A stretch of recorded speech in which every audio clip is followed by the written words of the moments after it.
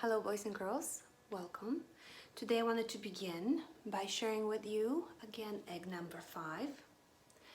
That's the egg that we saw yesterday. And then I have today's egg number 6. Here it is. Wow, look at it. The head is still very large, but now the body is growing as well. The legs are getting longer. Wings are also growing. This is very exciting. I also have a book for you today, an informational book. It will teach us more about chickens. And it will also teach us about something important that we learn about in first grade, called text features. The title page says, Life Cycles Chickens by Julie K. Lundgren. She is the person who wrote the book. Table of contents. And you look over here and you see there's a glossary on page 23 and an index on page 24. And when I go to page 23 and I find the glossary, it shows me that the glossary gives us important words and then definitions, explanations of what these words mean. When I go to page 24, I find the index. And I really like the index because, for example, if I want to learn or research information only about feathers, in this book I will find that information on pages 4, 9, 15, and 18. Okay, so we just covered glossary and index. Now, here is an important heading. Useful birds. Chickens are some of the world's most common birds. Like other birds, they have beaks, feathers, and wings. Even with wings, most chickens cannot fly. Instead, their wings act like booster rockets as they run along the ground or jump over a fence. Domestic chickens live all over the world except on Antarctica. So we find them in North America, South America, Europe, Africa, Asia, and Australia. Chickens first became tame or domestic at least 4,000 years ago in Southeast Asia. They developed from a kind of a wild bird called the red jungle fowl. And if you look over here, wow, look at the picture of this beautiful, beautiful bird. Farmers often feed kitchen scraps to their flock. Many chickens love juicy watermelon rinds and fresh corn cobs. And this is a caption that explains to me what's happening on this picture. Farmers raise chickens for their meat and eggs. Small flocks often roam free. These chickens scratch in the dirt for seeds, grass, worms, insects, and berries. They also help control pests that could harm the farmers' crops. Large farms raise thousands of chickens at once.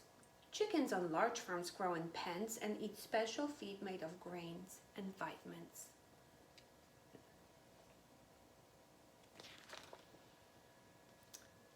A Dutch bantam has a big red comb on top of his head. Over the years, people have developed many kinds of chickens. Different breeds have differences in size, color, types of feathers, and comb shape. Many people enjoy showing their chickens at fairs and chicken shows. They win ribbons and the honor of owning the best chicken of its breed. Still, others enjoy chickens as pets. Some breeds have fine silken feathers, like the silky bantam right here. Wow, look how beautiful that white chicken is.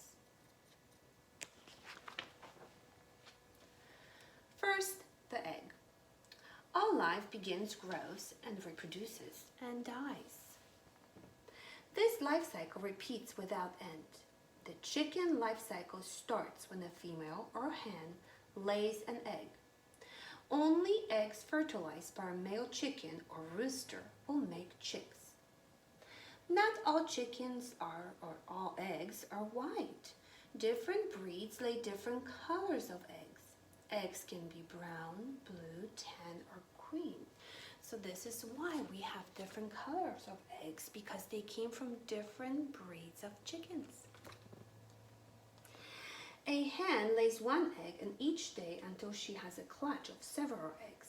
She settles gently on the eggs to warm them. Every so often she turns them with her beak to warm the other side.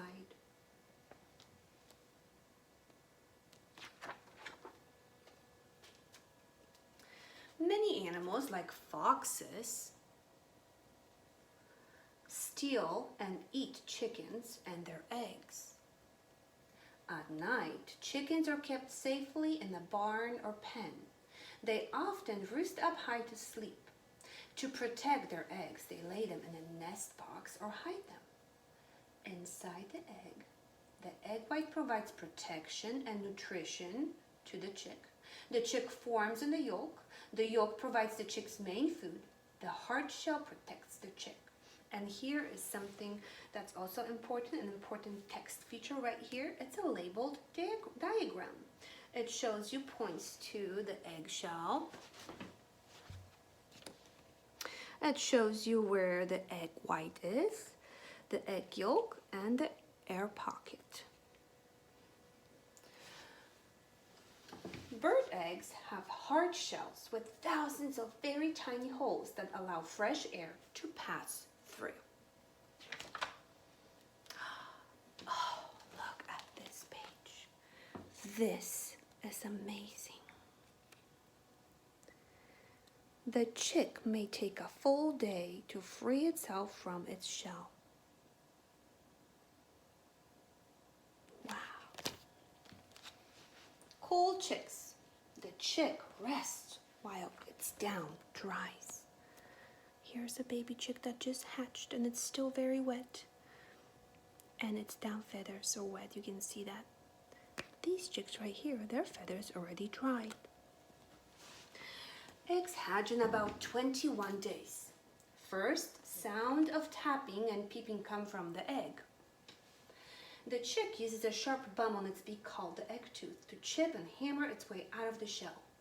Later, the egg tooth falls off. Chicks come out wet and tired. Their delicate down feathers dry quickly and fluff out. They eat what adult chickens eat.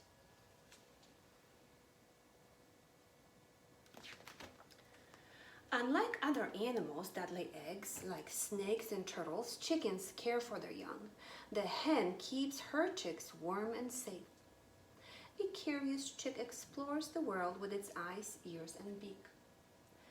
Hens can tell the peeps of their chicks from the peeps of other hens' chicks. Chicks peep often to let their mother know their location and needs.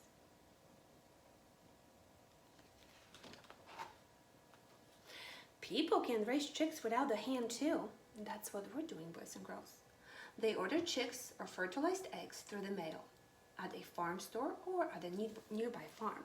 And I got our chicks at a nearby farm, and we're very lucky that the lady who sold these eggs to us, she has a wide variety of chickens. So that's why we have so many different beautiful eggs. Chicks grow into adult chickens in about 6 months, but a chicken can live to 10 to 15 years. They can live a long time.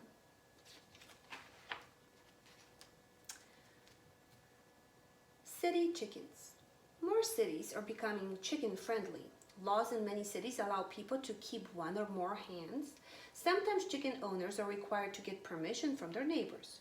Roosters crow loudly and often, so they still need country homes. A hen can lay 250 to 300 eggs each year. Most of the eggs are packed and sold for people to eat. And that's the end of today's book. And parents, I just wanted to list this for you because here are the different text features that we've been learning about in first grade. The index, the glossary, headings, bold words, pictures, captions, and labeled diagrams.